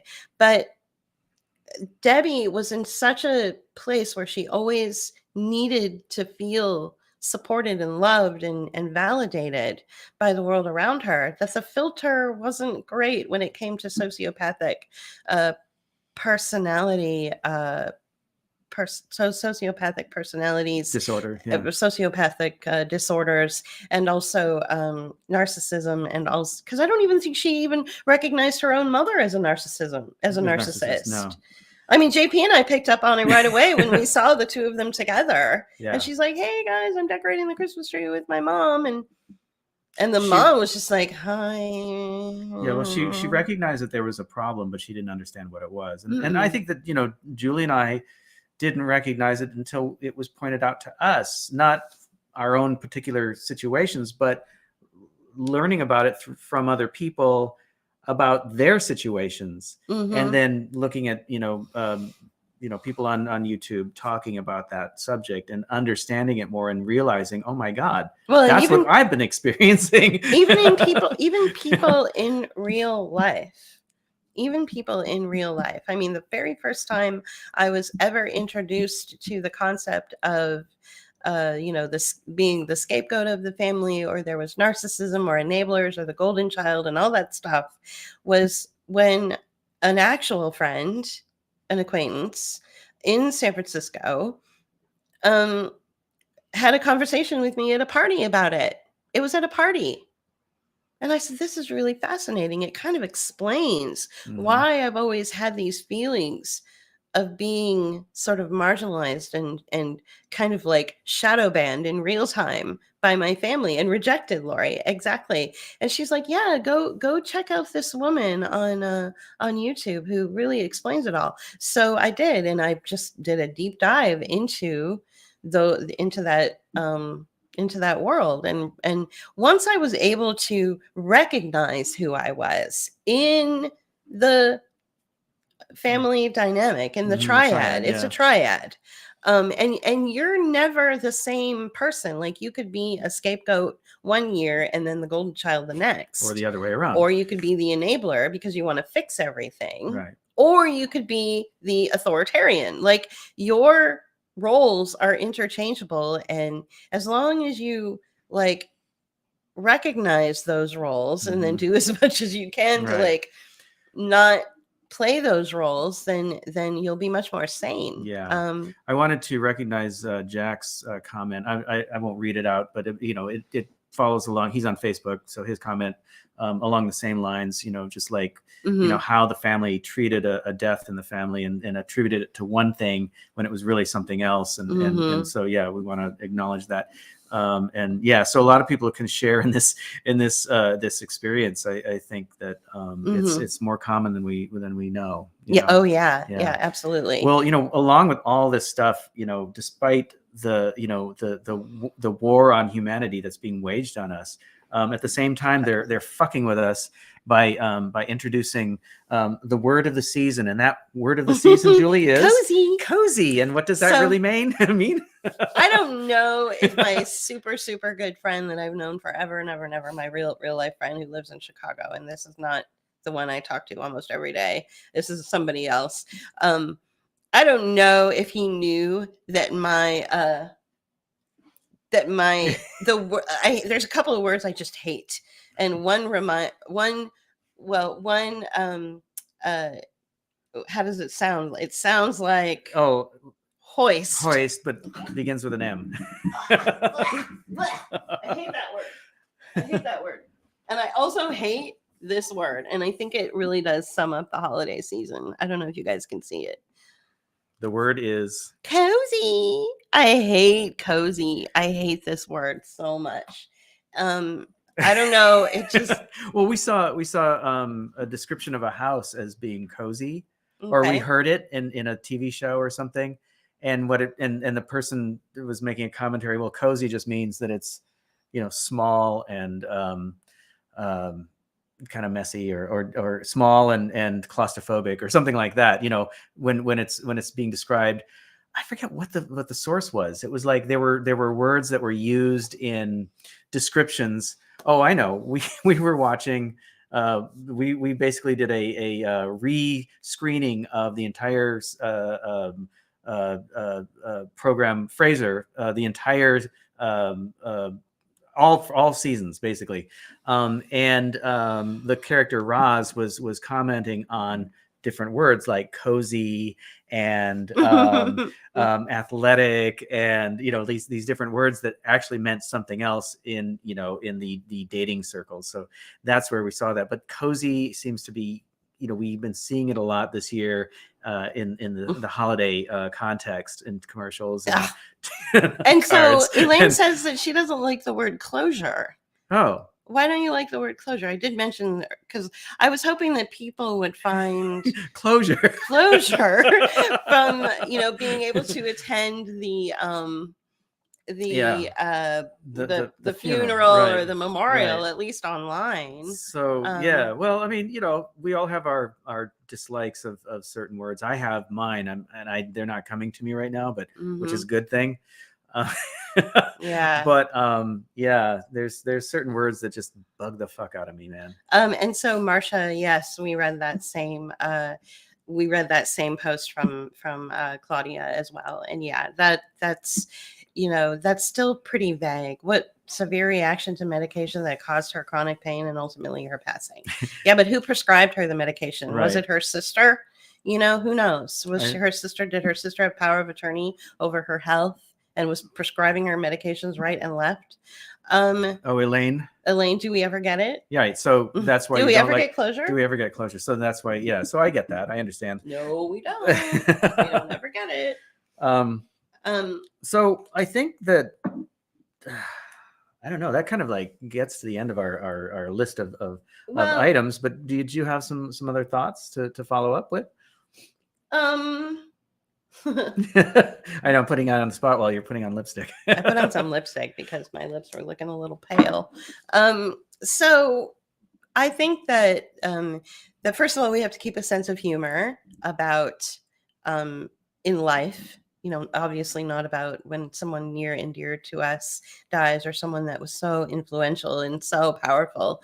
When they die, obviously there needs to be the appropriate time to mourn and find a way to get through it. But also we have to have a sense of humor, mirth about this. Mirth. Mirth. I like that word. It's a good word. Mirth. Yeah. Mirth. Yes, I did check my email. Thank you so much.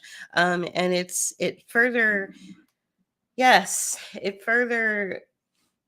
informs me that I do believe that her sister, Lusignan's sister, had more power over the woman than we knew. Is that sister or cousin? Sister, No, right? her Yeah, sister. her sister. Yeah, Yeah. she only had Yeah. one sibling. Right. So, let's talk about Elon Musk for a minute. Okay. Well, we were talking. Okay. We were talking Not about because we like him. we were talking No, about no, no, San no, no. Francisco and the deficit, the $728 million deficit. Right. This is for 2 years, right? So this Mhm. isn't just for 1 year. This is for this year and the next year. But Julie tweeted at Elon Musk, asking him if he could cover that. Oh, come on, you can pick up the tab for this, can't you? But here's the other thing. We were talking about businesses pulling out of San Francisco, downtown San Francisco. Twitter is and we've talked about this building before. It's a very beautiful old Art Deco style building that takes up a good portion of a block, and so their headquarters. He was threatening basically to leave San Francisco and go to Austin, and it would again. I find that really funny. I do too. It would also take away the tax base, I think, or at least create a bigger hole in downtown. Right. It's right on Market Street, and it's adjacent to City Hall. I mean, you can see City Hall from the Twitter building and vice versa, right? Mm-hmm. So it would be pretty much a big divot, right, in the downtown landscape if that was to happen. And somebody yelled at Elon Musk, like, you're on Twitter too much. He's basically taken over the role. I know. I find that really ironic. So Elon Musk is the new Donald Trump. He's taken over the role of toilet tweeting at 3 a.m. And so everyone's like making fun of him for being on Twitter too much. And they're like, why don't you go home? And he literally was like, because I have no home. And he doesn't. You guys know that, right? He doesn't have a home. But what about John was telling me, my brother was telling me when I was out in Rhode Island in October, he was like, yeah, Elon Musk owed a bunch of taxes. So he sold a bunch of property, paid off his taxes, and now he doesn't have a home. Or if he does have a home, it's like a 1-bedroom. I think he has places all over the country. He has a place in Austin because that's where he lives. Yeah, but another thing that was funny is he probably lives at the office at Twitter. I mean, it's a nice enough building. I know you could totally live there. Yeah.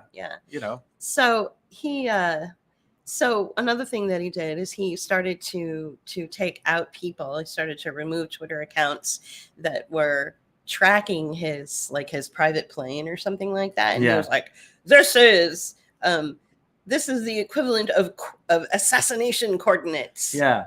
And so the term assassination coordinates started to trend and hashtag all over the internet, especially Twitter, all over social media. And I was like, I remember the days back in the 1970s when I would be out playing at dusk. And when it was time to come home, my mother would whistle her distinct whistle. As long as I was within my assassination coordinates, I could hear the whistle. And then someone else said, assassination coordinates, boom. Well, what the fuck do you call this, dude? And it was a phone book, with everyone's address in it. Right. It's like, get over yourself. Right. I mean, you can't go anywhere without knowing where anybody is. I've lived in 3 cities. Each city has a transit app that you download on your phone so that you can find out when the next bus comes and where to stand, what intersection to stand to take a bus. Those are assassination coordinates. Make sure that when you're doing your Christmas cards this year, that you write out the correct assassination coordinates so that your card gets to the recipient and doesn't get returned to your assassination coordinates. Right, exactly. So I mean, this guy is hilarious. And he got roasted. It was hilarious. I loved the tweet that came out that you read to me that the guy says, we recently drove past the home that I grew up in, and it was nice to see that the elm tree was so well cared for that, I was the elm tree that I was never shot out of in my childhood assassination coordinates. Yes. Right. Yes. We all survived our assassination coordinates. But Elon is he's sort of he's so ubiquitous now in our public culture, pop Mhm. culture and public Yeah. discourse. I don't know what to think of the guy. I don't really, like him that much, but at the same time, I'm like, okay, well, there's a Well, lot, we've speculated a lot of things with his role at Twitter now, and I'm not want to go into them because it's, whatever, it's been Yeah. covered, but I just think that it's funny that, he gets roasted. he gets pretty roasted regularly. pretty regularly. At least one thing I have to You say need about to have a sense of humor, guys. exactly, at least with the billionaire class, he has a sense of humor to some degree, Yeah. even though he has been like taking people off of Twitter because of blah. Well, actually, what he does, he tries, he's like, oh, yeah, that's right. We live in a democracy. Okay, guys, I just took a bunch of people off Twitter because of my assassination coordinates being exposed. So should I bring them on? And then he'll do a poll. Yes, no, well, it depends. And they always come back yes. And so he's like, all right, well, the people have spoken. So he brings them back. Well, all right. Okay. So there's some sort of weird democracy going on Twitter, not like what you find on Facebook or YouTube. Well, please. then I guess we can just like end maybe with the Twitter dump and just kind of talk about that to a little bit, because we're coming up on 2 hours here. All right, yeah. Well, let's address something that Sarah said. Okay. About Claudia. All right, so I was recently eviscerated because Claudia is not my sacred cow. Well, and you didn't criticize her, you just commented or you didn't go after her. You maybe criticized her, but you did not go after her character or anything like that. No. You didn't attack her is what I'm trying to say. I'm very kind to the mentally incompetent. The special ones. Whoever they may be. Whoever they may be. But speaking of which, so you were talking about Claudia. Yeah, so Claudia is holding water for the authoritarians. So I'm not sure if she is afraid, Sarah. Or carrying water. Yeah. I'm sorry, carrying water for the authoritarians. I'm not sure if she's afraid. She could be. I'm not sure if she understands like fully what's going on. So it could be that she's just your basic useful idiot. Yeah. Or she could be afraid. Or she could be something else. We don't know. But her comments were odd and disconcerting and worthy of criticism. Well, anybody who joins in on attacking the people, on attacking the innocent people who are grieving, which she did, she joined in and said, you people stop attacking the family. Leave the family alone and privacy matters. It's like, okay, first of all, that statement alone is a gaslighting statement. I saw no evidence of that, and believe me, I was looking. Mm-hmm. And looking. The family had opened up the event to the public originally, and then took it away. Right. So here you go. You're going to get an opportunity to grieve with us and share in our grief, and we'll share in your grief, and we will come together. Even though we have differences of opinion, we're going to dangle this out in front of you. Yoink. And what happens when you put something in front of people and then take it away from them? They get mad. And so you can't blame the people for getting mad that it was taken away from them and turn around and weaponize that natural human reaction. They're already grieving, which is a natural human reaction. And then to give something to them, thinking that they're going to be able to share in their grief. I'll try not to use the word closure, Elaine, but they're going to share in the grief and be able to somehow heal from the trauma of this, devastating news that they were just handed. They thought they had a glimmer of hope, only to yoink, have it taken away from them. And then a coordinated attack on them by the authoritarians that said, you're bad people. And Claudia joined in on that and said, you're bad people because we're going to assume what the family is saying is true about you. Right. That's the good German that she is. You're going to side with authoritarians.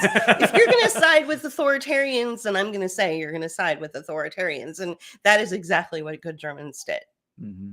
So, and even though she speaks against all that, I feel like she just played right into it. Yeah. Yeah. So either she was so, fraught with grief on her own, that she couldn't see clearly. This is where you need somebody like me, somebody who is impartial and understands image and understands how important it is to, have a media presence that will appease the people in the same way. Are you saying you're a spin doctor? No, I'm saying I'm Tony Blair meeting with the Queen. Oh, I definitely want to be that. And saying, if you don't recognize your subjects and understand that they need you and they need the family to come together and express your grief together, that you're going to have a mutiny on your hands. Mm-hmm.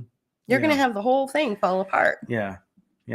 So somebody needed to be the fixer in this. So Lori, we'll see what happens. I mean, she does have a chance to come back to say something, but she probably won't. The fact that she took all that time to say anything, basically what that tells me is, and then this is where I'm going to pull back a little bit and show a little soft compassion for Claudia. Lori, thank you for bringing me back to that. This is why we need more people like you. I think Claudia was bound and gagged. I don't think, metaphorically, I don't think that she was allowed to say anything. I think that the reason it took 5 days was because they were coming up with something for her to say. And so for that, I have a lot of compassion, because Claudia is, very outspoken and loves people. And for her to take 5 days to announce something so important, that's a good tells point. me that she was under some kind of control and was told what to say, or some sort of duress. Yeah, some sort of duress. Yeah. So that is a good point, and I agree with you. I think that, so we all so this is again the problem with social media and the problem with not relating to people or meeting people or talking to them in person. Or even on the phone. Right? Yeah. When you're dealing with media and media people, whatever level you're at, it's easy to raise opinions and have thoughts that are counter to maybe what the person is even trying to say. And I think that things are easily misunderstood. And even when you're trying to, and sometimes no matter how hard you try to say that this isn't what I was trying to say in the first place, that people will still form an opinion and it will go counter to what you're trying to say. Yeah. There's nothing worse. I mean, people than social media and the internet. Which is ironic. Because that's how we've, because that's how we're sitting here. That's how we're communicating we're doing right now. this right now, and it's the mainstay of our artistic output. But our social media and internet presence will never live up, or the real us will never live up to our social media and internet presence. How's that? Yeah. So we have to apply that. Either that or we're better. Right. Ooh, or maybe we're better. So we have to apply that same kind of logic to Debbie, who was a digital activist, she gave so much to the camera and she gave so much to you. She was able to break that fourth wall and really grab your hearts and minds and inspire you. And that's an incredible thing. And so I feel like, anybody who had met her in person was probably not disappointed. She probably was exactly as she had portrayed herself on camera, online. And so that was very unique. So not too many people can do that. Usually if you meet somebody, even if they're on camera, if you meet somebody after developing a connection with them on camera and then you meet them in person, it's usually a little bit of a disappointment, Yeah. Yeah. So that curse of meeting your heroes, Right. So Denise and Robert Walker were saying that Claudia has pulled back from commenting on current events. I noticed that as well. And I think that I have some speculation, and then we'll wrap this up. Okay. I know that it's getting late. It's been a couple of hours. So I want to thank you for staying as long as you have. But that statement has brought me to sort of a strange conclusion, and let's see if you guys can follow along. The last many people know this, so I'm not sharing any secret or anything like this, but Debbie was posting as Rose on a website called Unite for Truth, and she was bringing in information that a lot of us know anyway, but she was doing And it putting her spin on it. and putting her spin on it and breaking things down, and it was very good.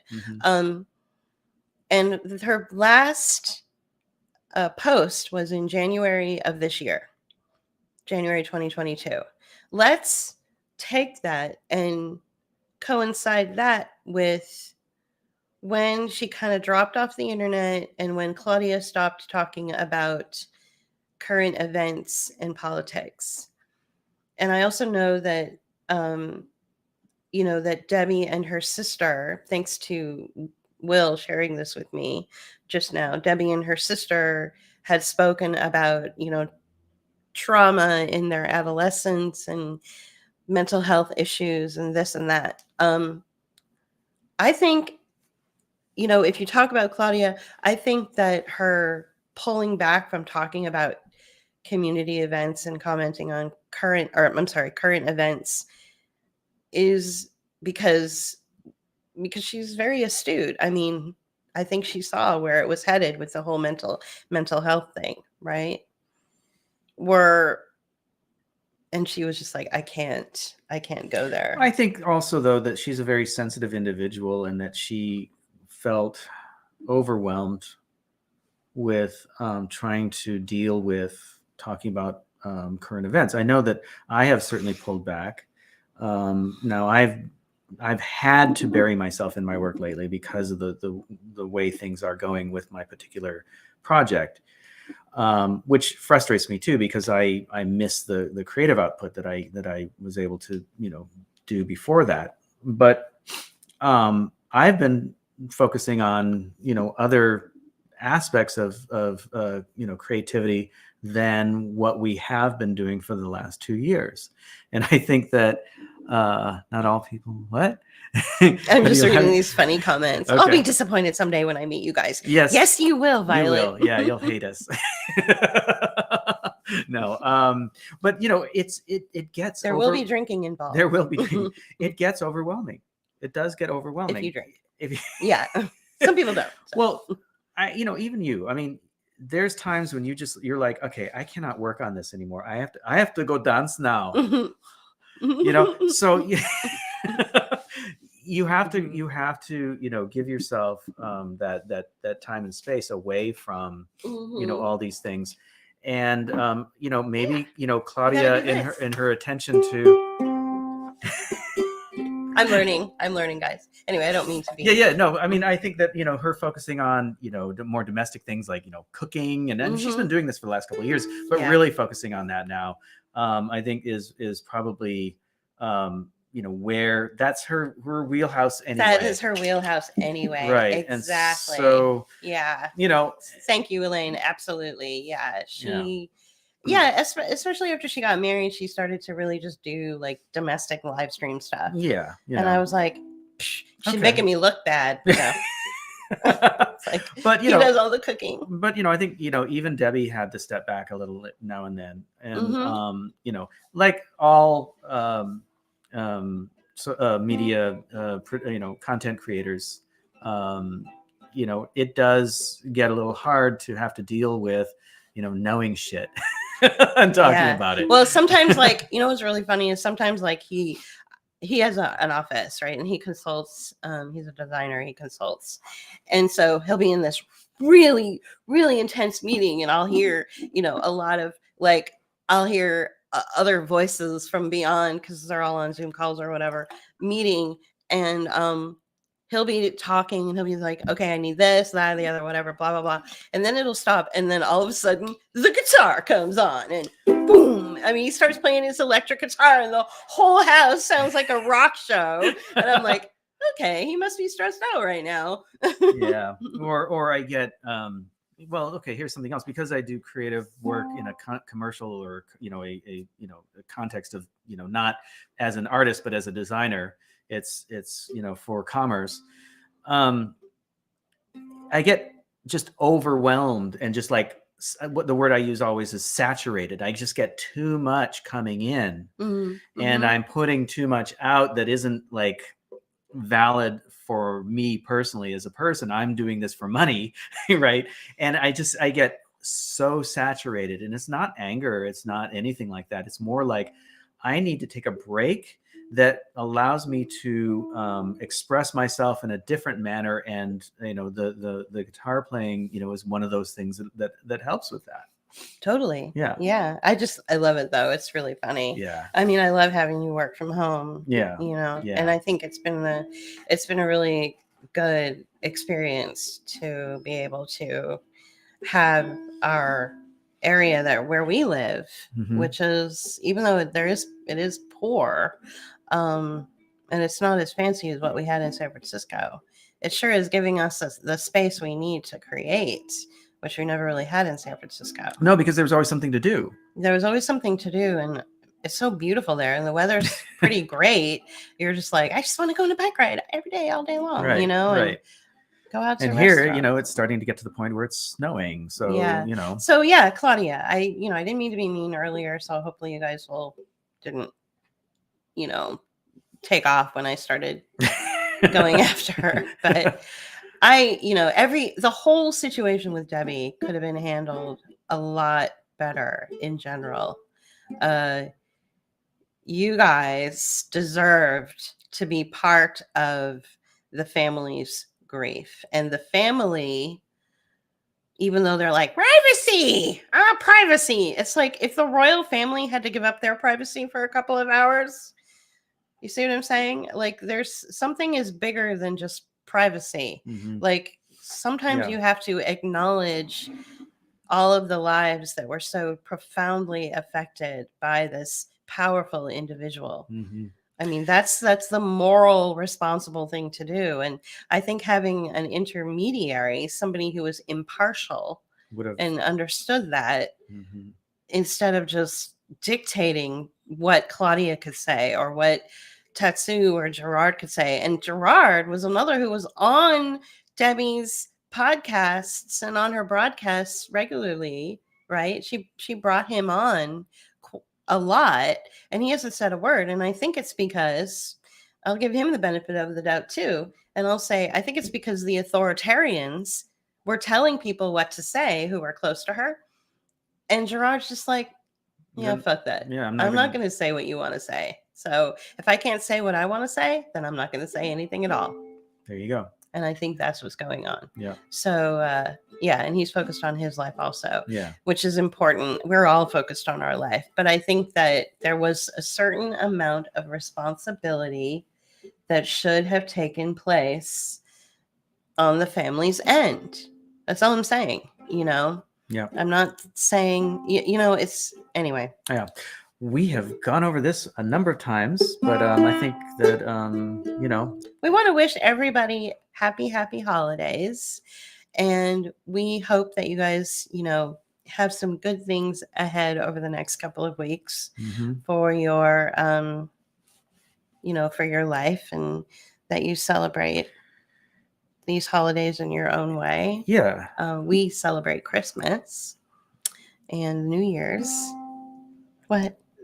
Nothing. We celebrate those things, and we celebrate a lot of other things too. But yeah, for this we do celebrate. Although I have to say this year we kind of pared it back a bit. A little bit. Yeah. There's going to be snow, I think, this year on Christmas for us. Yeah. There's supposed to be snow. They're calling for snow. But anyway, thanks. Thank you. Thanks everybody. And I don't know. We're signing off now, but I'm not sure what Denise means by loyalty. But I think loyalty to her true memory, loyalty to all of our true memories. Yeah. I think that's the whole point of this. Is acknowledging. Okay. Our entire house is covered with JP's paintings and his artistic work And he's a designer, and we've created all these video essays for this platform, Book of Hours. I've done so much work. Can you imagine if that was all just put aside and we were not acknowledged? They died of mental illness. Yeah.